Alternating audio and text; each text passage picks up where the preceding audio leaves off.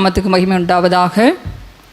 ஆண்டவராகிய இயேசு கிறிஸ்துவின் நாமத்தில் உங்களுக்கு அன்பின் வாழ்த்துக்களை தெரிவித்துக் கொள்கிறேன். சோஷியல் மீடியாவின் மூலமாய் பார்த்து கொண்டிருக்கிற ஒவ்வொருவருக்கும் நான் இயேசுவின் நாமத்தினாலே அன்பின் வாழ்த்துக்களை தெரிவித்துக் கொள்கிறேன். இந்த நாளிலுமாய் கூட கர்த்தர் எனக்கு ஒரு விடுதலையை தர வேண்டும், எனக்கு சுகத்தை கொடுக்க வேண்டும், என்னுடைய தேவைகளை சந்திக்க வேண்டும் என்று சொல்லி பலவிதமான காரியங்களோடு ஏக்கங்களோடு இந்த இடத்திற்கு நீங்கள் வந்திருக்கலாம். இந்த நாளிலே கர்த்தர் உங்களை விடுதலை செய்வதற்கு, உங்களுடைய தேவைகளை சந்திப்பதற்கு அவர் நம்மிடத்தில் எதிர்பார்க்கிற காரியம், நாம் அவருடைய வசனங்களை கேட்க வேண்டும் என்று சொல்லி யோவான் 8ஆம் அதிகாரம் 32வது வசனத்திலே இப்படியாய் சொல்லப்பட்டிருக்கிறது, சத்தியத்தையும் அறிவீர்கள், சத்தியம் உங்களை விடுதலையாக்கும். கர்த்தருடைய வேத வசனம்தான் சத்தியம், அவருடைய வேத வார்த்தைகள் தான் சத்தியம் என்று சொல்லி நாம் வேதத்திலே பார்க்கிறோம். வானமும் பூமியும் ஒழிந்து போனாலும் கர்த்தருடைய வார்த்தைகள் ஒரு நாளும் வீணாய் போவதில்லை. இன்றைக்கு அநேகருடைய வாழ்க்கையிலே விடுதலை இல்லாமல் இருப்பதற்கு காரணம், அவர்கள் கர்த்தருடைய வார்த்தையை கேட்பதில்லை, அதை குறித்து அவர்கள் சிந்திப்பதில்லை, அதற்காய் ஜெபிப்பதும் இல்லை.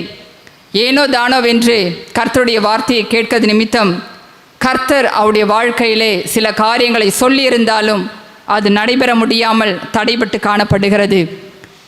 நாம் அப்படி இல்லாதபடி வேதத்திலே எப்படி இயேசுவிடமிருந்து அவருடைய வசனத்தை கேட்டு சுகத்தையும் விடுதலையும் பெற்றுக்கொண்டார்கள் என்று சொல்லி ஒரு 3 நபர்களை குறித்து இந்த நாளிலே நான் உங்களோடு பகிர்ந்து கொள்ள விரும்புகிறேன்.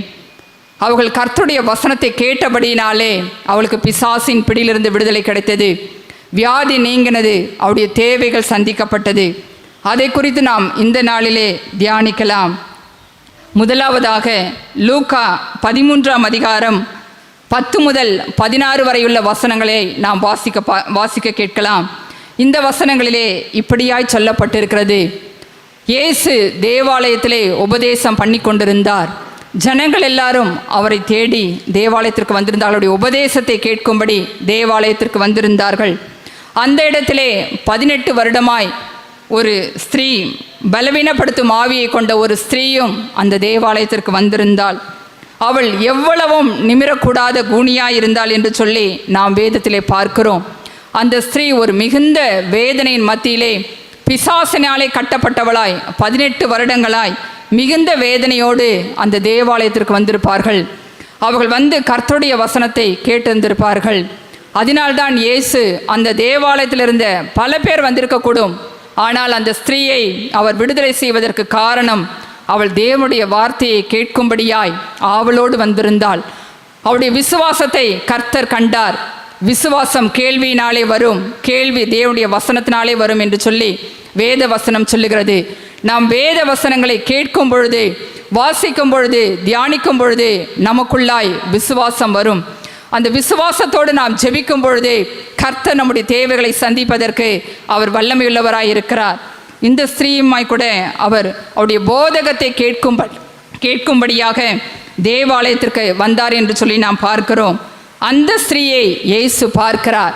இயேசு பார்த்தது மாத்திரமல்ல, அவளுக்குள்ளாய் இருந்த அந்த கர்த்தருடைய வசனத்தை கேட்க வேண்டும் என்கிற இந்த தாகத்தை கர்த்தர் பார்த்தார். ஏனென்றால் இயேசுவுக்கு யாரும் எந்த காரியத்தையும் சொல்ல தேவையில்லை. அவர் மனுஷனுடைய உள்ளத்தில் இருப்பதை அவர் அறிந்திருக்கிறபடினாலே எல்லாம் அவருக்கு தெளிவாக தெரியும்.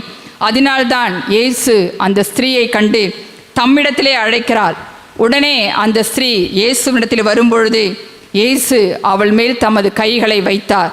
கைகளை வைத்த மாத்திரத்தினே அந்த ஸ்திரீ உடனே நிமிர்ந்து தேவனை மகிமைப்படுத்தினாள் என்று சொல்லி நாம் இந்த இடத்திலே பார்க்கிறோம். காரணம், பிசாசினாலே அந்த ஸ்திரீ ஒரு பலவீனப்படுத்தும் ஆவியினாலே கட்டப்பட்டிருந்தாள். அவள் கர்த்தருடைய வார்த்தையை கேட்கும் பொழுது அவளுக்குள்ளாய் விசுவாசம் வந்தது. அந்த விசுவாசத்தை இயேசு கண்ட பொழுது உடனே அவளை தம்மிடத்தில் அழைத்தார். அழைத்தது மாத்திரமல்ல, அந்த நொடி பொழுதே அந்த சகோதரிக்கு அந்த பலவீனப்படுத்தும் ஆவியிலிருந்து விடுதலையை கொடுக்கிறார்.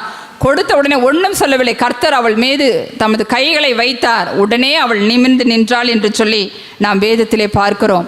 காரணம், அந்த ஸ்திரீயினுடைய விசுவாசம். வேதத்திலே நாம் பார்க்கும் பொழுது இயேசுடைய வசனத்தை கேட்கும்படி அதிகாலயத்திலே தேவாலயத்திற்கு அநேகர் கூடி வருவார்கள் என்று சொல்லி நாம் வேதத்திலே பார்க்கிறோம். அப்படியாய் கூட இந்த ஸ்திரீ கூட மிகுந்த கஷ்டத்தின் மத்தியிலே எப்படியாவது ஆண்டோடைய வசனத்தை கேட்க வேண்டும் என்று சொல்லி அவர்கள் ஆவலோடு வந்திருப்பார்கள். அவருடைய விசுவாசத்தை கர்த்தர் கண்டார், அவருடைய மன விருப்பத்தை கர்த்தர் கண்டார். அந்த நாளிலே அந்த ஸ்திரீக்கு இயேசு விடுதலை கொடுத்தார் என்று சொல்லி நாம் இந்த வேத வசனங்களின் வாயிலாக அறிந்து கொள்ள முடிகிறது. இன்றைய நாட்களிலே நாம் எப்படி வருகிறோம்? வேத வசனங்களை கேட்கும்படி எப்படி வருகிறோம்? ஆவலோடு வருகிறோமா, இல்லை கடமைக்காக வருகிறோமா என்று சொல்லி நாம் நம்மை ஆராய்ந்து பார்க்க வேண்டும். கர்த்தருடைய வேத வசனங்கள் தான் நம்மை உயிர்ப்பிக்கிறதா இருக்கிறது. அதிலே ஜீவன் இருக்கிறது, வல்லமை இருக்கிறது. நாம் வேத வசனத்தை கேட்காதபடி என்ன ஜெபித்தாலும் அந்த ஜெபத்திற்கு பதில் வராது. வேதத்தை கேளாதபடி தமது செவியை விழக்கூடிய ஜெபம் அருவருப்பானது என்று சொல்லி நாம் வேதத்திலே பார்க்கிறோம். நாம் வேத வசனங்களை கேட்க வேண்டும், வாஞ்சையோடு கேட்க வேண்டும். இயேசு என்னோடு பேசுகிறார் என்ற உணர்வோடு நாம் அதை கேட்டு அந்த வசனத்தின்படி நடந்து ஜெபிக்கும் பொழுது மாத்திரமே கர்த்தர் நம்முடைய வாழ்க்கையிலே விடுதலையை கொடுக்க முடியும், அற்புதங்களை செய்ய முடியும். அநேகர் பாருங்க, சில நேரத்தில் சொல்லுவாங்க, எனக்கு இந்த காரியம் ஊழியக்காரங்க சொன்னாங்க ஆனால் அது நடக்கலைன்னு சொல்லி. அது நடக்காத காரணம் நாம் அந்த வார்த்தையை விசுவாசிப்பதில்லை. இல்லாவிட்டால் அதை கேட்டுவிட்டு அதோடு விட்டு விடுவது, அதை குறித்து நாம் ஜெபிப்பது கிடையாது, இயேசுவிடத்தில் கேட்பது கிடையாது, கர்த்தருடைய வசனங்களோடு நாம் ஒப்பிட்டு பார்ப்பது கிடையாது. அதனால்தான் நாம் ஆசீர்வாதத்தை இழந்து விடுகிறோம். ஆனால் இந்த ஸ்திரீ விசுவாசத்தோடு தேவாலயத்திற்கு வந்து கர்த்தருடைய உபதேசத்தை கேட்டபடியினாலே, கர்த்தருடைய வசனத்தை கேட்டபடியினாலே அந்த நாளிலே அந்த ஸ்திரீ சுகத்தை பெற்றுக்கொண்டாள் என்று சொல்லி நாம் இந்த வேதத்திலே பார்க்க முடிகிறது. இரண்டாவதாக பார்க்கும் பொழுது மார்க் எழுதின சுவிசேஷம் 1ஆம் அதிகாரம் 21 27 வரையுள்ள வசனங்களை நாம் பார்க்கிறோம். இந்த இடத்திலே பார்க்கும் பொழுது இயேசு ஒரு நாள் கப்பர்நகூமுக்கு போகிறார். அந்த கப்பர்நகூமிலே உள்ள ஒரு ஜெப ஆலயத்திலே பிரவேசித்து போதகம் பண்ணி கொண்டிருந்தார் என்று சொல்லி நாம் 21வது வசனத்திலே பார்க்கிறோம்.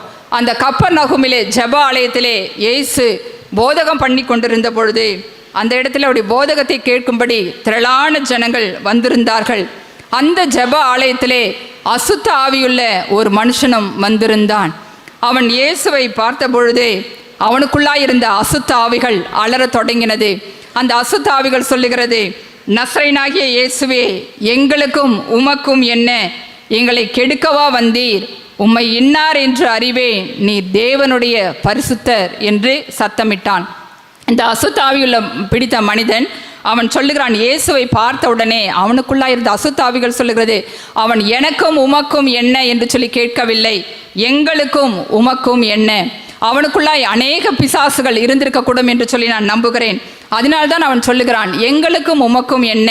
எங்களை கெடுக்கவா வந்தீர் என்று சொல்லுகிறான். அது மாத்திரமல்ல, அவன் சொல்லுகிறான், அந்த அவனுக்குள்ளாய் இந்த அசுத்தாவிகள் சொல்லுகிறது, உம்மை இன்னார் என்று அறிவேன், நீ தேவனுடைய பரிசுத்தர். அந்த அசுத்தாவிகள் தேவனை குறித்து அவர்கள் சாட்சி சொல்லுகிறது, மகிமைப்படுத்துகிறது, தேவனுடைய பரிசுத்தர் என்று சொல்லி அந்த அசுத்தாவிகள் சொல்லுகிறது. ஆனால் இன்றைக்கு நாம் எப்படி இருக்கிறோம்? கர்த்தருடைய வார்த்தைகளை குறித்து நமக்கு ஒரு பயம் இல்லாமல் காணப்படுகிறது. கர்த்தருடைய வசனத்தை குறித்த ஒரு பயம் இல்லாதபடினால் தானே இன்றைக்கு அநேக காரியங்களிலே நாம் தோல்வி அடைந்தவர்களாய் காணப்படுகிறோம். இந்த வார்த்தையை அந்த பிசாசு சொன்ன பொழுது அதுக்கு நன்றாக தெரியும் இயேசு ஒரு பரிசுத்தமுள்ள தேவன் என்று சொல்லி தன்னுடைய நாவினாலே அந்த அசுத்த ஆவி பிடித்த மனிதன் அறிக்கையிடுகிறான். உடனே இயேசு சொல்லுகிறார், நீ பேசாமல் இவனை விட்டு புறப்பட்டு போ என்று சொன்னார். உடனே அந்த அசுத்தாவி அவனை விட்டு புறப்பட்டு போனது. அங்கிருந்த ஜனங்கள் ஆச்சரியப்படுகிறார்கள், இது இந்த புதிய உபதேசம் எப்படிப்பட்டது? இவர் அதிகாரத்தோடே கட்டளையிடுகிறாரே என்று சொல்லி அந்த தேவாலயத்திற்கு வந்திருந்த ஜனங்கள் அவர்கள் சொல்லுகிறதை நாம் பார்க்கிறோம். காரணம், அந்த அசுத்தாவி பிடித்த மனிதன் அந்த கர்த்தருடைய வசனத்தை கேட்கும்படியாய் தேவாலயத்திற்கு வந்தான். அந்த வசனத்தை கேட்டபடியினாலே அந்த நாளிலே இயேசு அந்த மனிதனுக்கு ஒரு விடுதலையை கொடுத்தார். அவனை பிசாசின் பிடியிலிருந்து இயேசு விடுதலை செய்தார் என்று சொல்லி நாம் இந்த வேத வசனங்களின் வாயிலாக அறிந்து கொள்ள முடிகிறது. இன்றைக்கு நாம் எப்படி வருகிறோம்? இன்றைக்கு அநேகர் பிசாசின் பிடியிலே கட்டப்பட்டவர்களாய் இருக்கிறார்கள், மந்திரவாதிகளினாலே கட்டப்பட்டவர்களாய் இருக்கிறார்கள். ஒரு வாரம் ஜபத்துக்கு வருவார்கள், ஒரு வாரம் தேவாலயத்துக்கு வருவார்கள், ஒரு 2-3 வாரம் வந்துவிட்டு ஒன்றும் நடக்கவில்லை என்று சொல்லி அவர்கள் பின்மாற்றமாய் போயிடுவார்கள். அப்படிப்பட்டவர்களுக்கு இயேசு சுகத்தை கொடுக்க முடியாது. கர்த்தருடைய வார்த்தையை விசுவாசித்து அவரை தேடி வந்தால் மாத்திரமே இயேசு சுகத்தை கொடுக்க முடியும். யாரெல்லாம் இயேசுவை தேடி வந்தார்களோ அத்தனை பேருக்கும் இயேசு சுகம் கொடுத்தார். அந்த வேத வசனங்களை கேட்கும் பொழுது அவர்களுக்குள்ளாய் ஒரு விசுவாசம் வரும். அந்த விசுவாசம் வரும்பொழுது இயேசு எப்படியும் எனக்கு உதவி செய்வார் என்கிற ஒரு நம்பிக்கை உருவாகும். கர்த்தர் அதை பார்க்கும் பொழுது அவர்களுக்கு விடுதலை கொடுக்கிறார் என்று சொல்லி நாம் இந்த வேத வசனங்களின் வாயிலாக அறிந்து கொள்ள முடிகிறது. அவர் அதிகாரமுடையவராய் போதித்தார் என்று சொல்லி வேதம் சொல்லுகிறது. அந்த ஜனங்கள் ஆச்சரியப்பட்டார்கள். இயேசுவை குறித்து அவர்கள் ஆச்சரியப்பட்டு சொல்லுகிறார்கள், இந்த புதிய உபதேசம் எப்படிப்பட்டது, இவர் அதிகாரத்தோடே அசுத்த ஆவிகளுக்கும் கட்டளையிடுகிறாரே என்று சொல்லி அந்த ஜனங்கள் ஒருவரோடொருவர் பேசி கொண்டார்கள் என்று சொல்லி நாம் இந்த வேத வசனத்தின் மூலமாக அறிந்து கொள்ள முடிகிறது. அன்பானவர்களே, இந்த நாளிலே ஒருவேளை நீங்களுமாய் கூட சில வியாதிகளினாலே, சில விதமான பிசாசுகளினாலே கட்டப்பட்ட நிலைமையில் இருக்கலாம். ஆனால் நீங்கள் இயேசுவை தேடி அவருடைய உபதேசத்தை கேட்கும்படி அவரிடத்தில் வந்து அவருடைய வசனத்தை நீங்கள் தியானிக்கும் பொழுது, கேட்கும் பொழுது கர்த்தர் உங்கள் தேவைகளை அவர் சந்திப்பதற்கு வல்லமையுள்ளவராயிருக்கிறார். உங்களை பிசாசின் பிடியிலிருந்து விடுதலை செய்வதற்கும் என் ஆண்டவராகிய இயேசு கிறிஸ்து வல்லமையுள்ளவராயிருக்கிறார். மூன்றாவதாக ஒரு சகோதரி குறித்து நாம் பார்க்கலாம். லூக்கா எழுதின சுவிசேஷம் 6ஆம் அதிகாரம் 6 to 10 வரையுள்ள வசனங்களை நாம் பார்க்கும் பொழுது இங்கு ஒரு சூம்பின கையுடைய ஒரு மனிதனை குறித்து நாம் பார்க்கிறோம். இந்த மனிதனும் கர்த்தருடைய உபதேசத்தை கேட்கும்படியாய் தேவாலயத்துக்கு வந்தார்.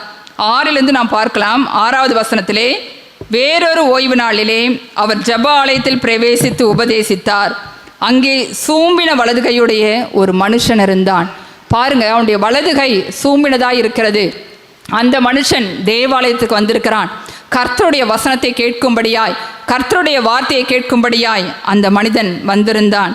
இயேசு அவருடைய அந்த மனிதனுக்கு அந்த நாளிலே சுகத்தை கொடுக்கிறதை நாம் பார்க்கிறோம். அவர் சூம்பின கையுடைய மனுஷனை நோக்கி அவர் சொல்லுகிறார், நீ எழுந்து நடுவே நில் என்று சொல்லுகிறார். உடனே அந்த மனிதன் எழுந்து நடுவிலே நிற்கிறான். அப்பொழுது இயேசு சொல்லுகிறார், உன்னுடைய கையை நீட்டு என்று சொன்ன பொழுது அந்த மனிதன் தன்னுடைய கையை நீட்டுகிறான். அந்த வலது கை சூம்பி போன நிலைமையில் இருந்த அந்த வலது கை மறு கையை போல சொஸ்தமாயிற்று என்று சொல்லி நாம் இந்த வேத வசனத்திலே பார்க்க முடிகிறது. அந்த மனிதனுக்கு அவனுடைய சுகம் வேண்டும். அந்த நாளிலே அவன் கர்த்தருடைய வசனத்தை கேட்கும்படியாய், இயேசுடைய வார்த்தையை கேட்கும்படியாய் தேவாலயத்திற்கு வந்திருந்தான். கர்த்தர் அவனை பார்க்கிறார். எத்தனையோ ஜனங்கள் இருந்தாலும் ஒரு குறிப்பிட்டவர்களை மாத்திரம் இயேசு சுகமாக்குவதற்கு காரணம், அவர்கள் இயேசு எப்படியாகிலும் எனக்கு சுகத்தை கொடுக்க வேண்டும் என்கிற ஒரு வாஞ்சையோடு இருந்தார்கள்.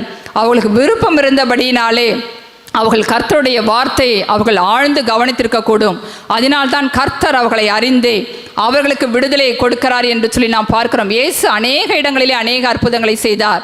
ஆனால் அவர் தன்னுடைய சொந்த ஊரிலே அவராலே அற்புதம் செய்ய முடியவில்லை. காரணம், அங்கிருந்த ஜனங்களுடைய அவிசுவாசம் இருக்கும் பொழுதே கர்த்தர் நமக்கு சுகத்தை கொடுக்க முடியாது, விடுதலையை கொடுக்க முடியாது.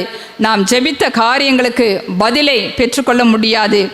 7வது வசனத்திலே பார்க்கும் பொழுது இந்த இடத்திலே நாம் பார்க்கிறோம், அப்பொழுது வேத பாரகரும் பரிசேயரும் அவரிடத்தில் குற்றம் பிடிக்கும்படி ஓய்வு நாளில் சொஸ்தமாக்குவாரோ என்று அவர் மேல் நோக்கமாயிருந்தார்கள். இதற்கு காரணம், இயேசு இந்த மனிதனை சுகமாக்குவதற்கு மற்றொரு காரணம் கூட உண்டு. அங்கிருந்த வேத பாரகரும் பரிசேயரும் இயேசுவை குற்றப்படுத்தும்படி பார்த்து கொண்டிருக்கிறார்கள். இன்றைக்கு பாருங்க, சபைக்கு வருகிற கூட்டங்களிலே ஒரு சில மனிதர்கள் இயேசுனுடைய வார்த்தையை கேட்பதற்கு வருவார்கள். ஒரு சிலர் அந்த வசனத்திலே குற்றம் கண்டுபிடிப்பதற்காக வருவார்கள். சிலர் ஏதோ கடமைக்காக வந்து போவார்கள். நாம் எந்த நிலைமையில வருகிறோம் என்பதை சொல்லி நாம் தியானித்து பார்க்க வேண்டும். இந்த இடத்துல அப்படிதான் குற்றம் சாட்டுறாங்க. அவர் என்ன பண்றாரு, அதை வைத்து நாம் குற்றம் கண்டுபிடிக்கலாம் என்கிற நோக்கத்தோடு வேத பாரகரும் பரிசேயரும் உட்கார்ந்து கொண்டிருக்கிறார்கள். அவருடைய சிந்தனைகளை இயேசு அறிந்திருக்கிறார்.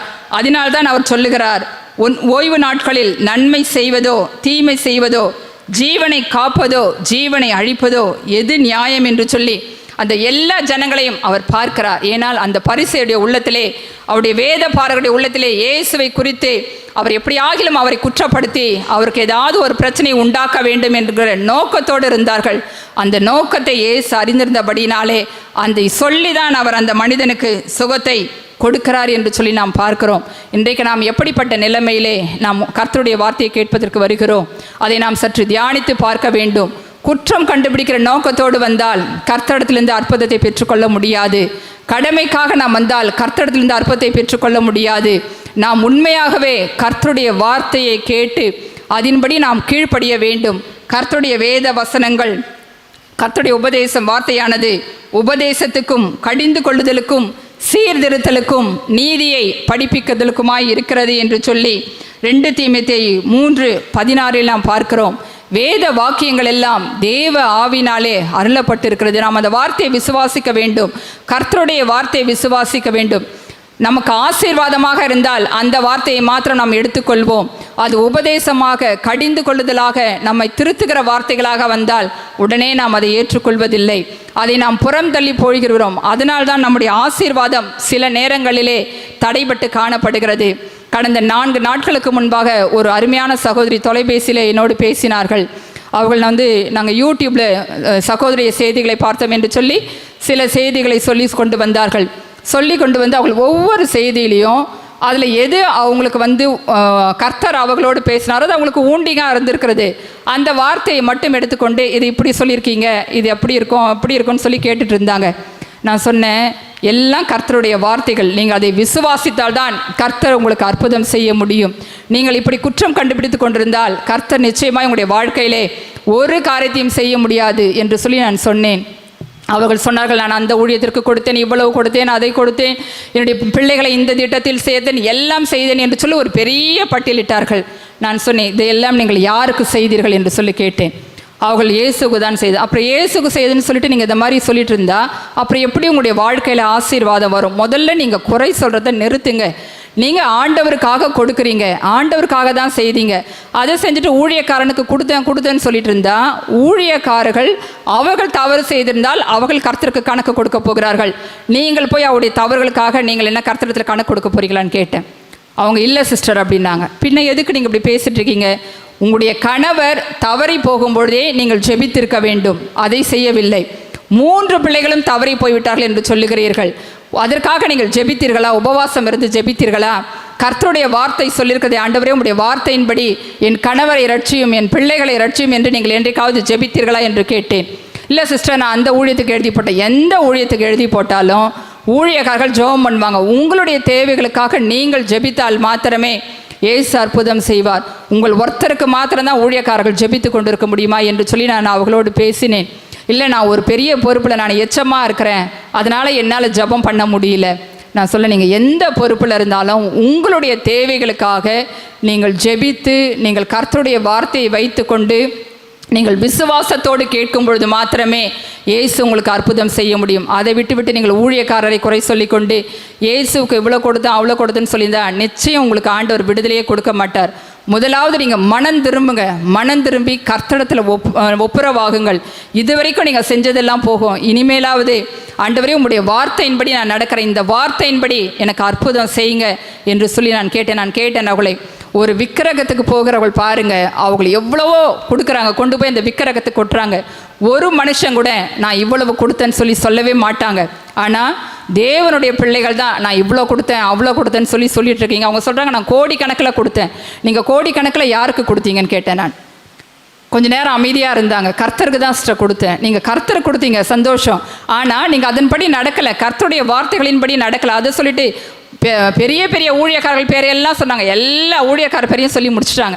இவங்களுக்கு செஞ்சால் அவங்களுக்கு கொடுத்த. நீங்கள் யாருக்கு கொடுத்தாலும் சரி, நீங்கள் மனம் திரும்பாவிட்டால் நிச்சயம் ஒரு வார்த்தையும் உங்களுக்கு நிறைவேறாது. ஒரு வார்த்தை கூட கர்த்தர் உங்களுக்கு சொன்ன தீர்க்க தரிசனங்கள் நிறைவேறாது. நீங்கள் ஆசீர்வதிக்கப்படாமல் குறைவுபட்டிருப்பதற்கு காரணம் உங்களுடைய வாயின் வார்த்தைகள் தான். நீங்கள் கர்த்தருடைய வார்த்தையை கேட்கவில்லை, கர்த்தருடைய வசனத்தை கேட்கவில்லை, அதில் குறையதை கண்டுபிடித்து கொண்டிருந்தீர்கள் என்று சொல்லி நான் அவர்களோடு கொஞ்சம் கோபமாக தான் பேசினேன்.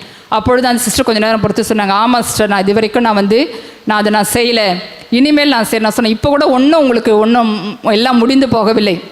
நீங்கள் வாரத்தில் ஒரு நாள் உபவாசத்தோடு நீங்கள் கர்த்தருடைய வார்த்தை சொல்லி ஆண்டவரே என்னுடைய பாவங்களை மன்னியும் என்று சொல்லி நீங்கள் கர்த்தரிடத்தில் ஒப்புரவாகி நீங்கள் ஜெபிக்கும் பொழுது கர்த்தர் நிச்சயமாய் உங்களுடைய கணவரையும் 3 பிள்ளைகளையும் மாற்றுவார், உங்களை சாட்சியாக நிறுத்துவார். என்ன, எங்களுடைய ஊழியத்தின் பாதையிலே எத்தனையோ பேரை கர்த்தர் சாட்சிகளாக நிறுத்தியிருக்கிறார், உங்களுக்கும் நிச்சயம் அப்படி செய்வார் என்று சொல்லி நான் அந்த சகோதரத்தில் சொன்னேன். உடனே அந்த சகோதரி புரிந்து கொண்டு, சரிஸ்டர், நான் இனிமேல் செய்கிறேன், நான் உபவாசம் இருந்து நான் என்னுடைய கணவருக்காக பிள்ளைகளுக்காக கர்த்தருடைய வார்த்தையை நான் கேட்டு அதன்படி நடந்து ஜெபிக்கிறேன் என்று சொல்லி அந்த நாளிலே அவள் கர்த்தரோடு ஒப்புரவானார்கள்.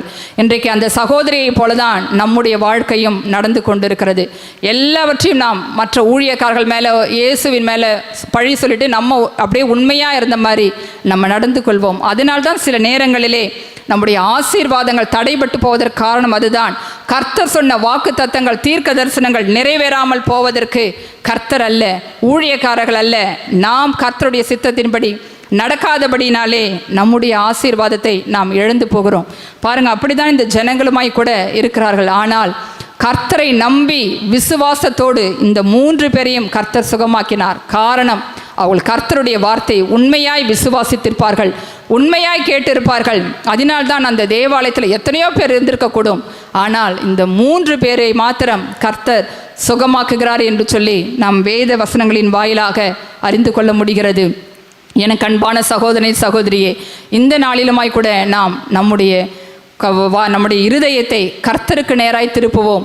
கர்த்தருடைய வசனங்களின்படி நடப்பதற்கு நம்மை அர்ப்பணிப்போம். கர்த்தர் நம்மை ஆசீர்வதிக்கிற வார்த்தைகள் நாம் எடுத்துக்கொள்ளுகிற நாம் அதே நேரத்திலே கர்த்தர் நம்மோடு பேசுகிற வார்த்தைகளை நாம் புரிந்து கொள்ள வேண்டும். உபதேசத்தை ஏற்றுக்கொள்ள வேண்டும், கடிந்து கொள்ளுதலை ஏற்றுக்கொள்ள வேண்டும். அப்படி இருந்தால் மாத்திரமே கர்த்தருடைய வார்த்தையின்படி நாம் நடக்க முடியும்.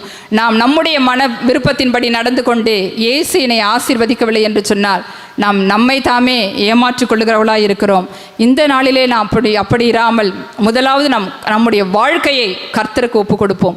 இதுவரைக்கும் நடந்த காரியங்கள் போதும். எந்தெந்த காரியத்திலே குறைவுகள் காணப்படுகிறதோ, ஒருவேளை சொல்லப்பட்ட தீர்க்க தரிசனங்கள், வாக்கு தத்தங்கள் உங்களுடைய வாழ்க்கையில் நிறைவேறாமல் இருந்தால், சுகம் கிடைக்காமல் இருந்தால், நீங்கள் கர்த்தரை நோக்கி கூப்பிடுங்கள்.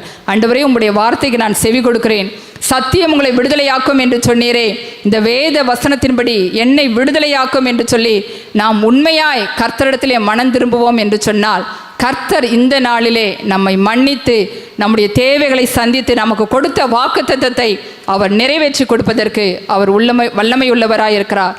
காரணம், வானமும் பூமியும் ஒழிந்து போனாலும் கர்த்தருடைய வார்த்தைகள் ஒரு நாளும் ஒழிந்து போவதில்லை. இந்த கர்த்தருடைய வசனங்கள் தான் நம்மை கடைசி நாளிலே நியாயம் தீர்க்கும். வேற எந்தவும் நம்மளை நியாயம் தீர்க்காது. இயேசு நம்மை நியாயம் தீர்க்கும் பொழுது இந்த வசனங்களை கொண்டு தான் நம்மை நியாயம் தீர்ப்பார். அப்பொழுது நாம் வசனத்தின்படி வாழ்கிறோமா, இல்லை நம்முடைய விருப்பத்தின்படி வாழ்கிறோமா, எப்படி வாழ்கிறோம் என்பதை இந்த நாளிலே நாம் சற்று நம்மை ஆராய்ந்து பார்ப்போம். எல்லாரும் ஒரு நாள் கர்த்தருக்கு முன்பாக நாம் நியாயாசனத்திலே போய் நிற்க வேண்டும், கர்த்தருக்கு கணக்கு கொடுக்க வேண்டும். அப்பொழுது இந்த வேத வசனங்கள் தான் நம்மை நியாயம் தீர்க்கும்.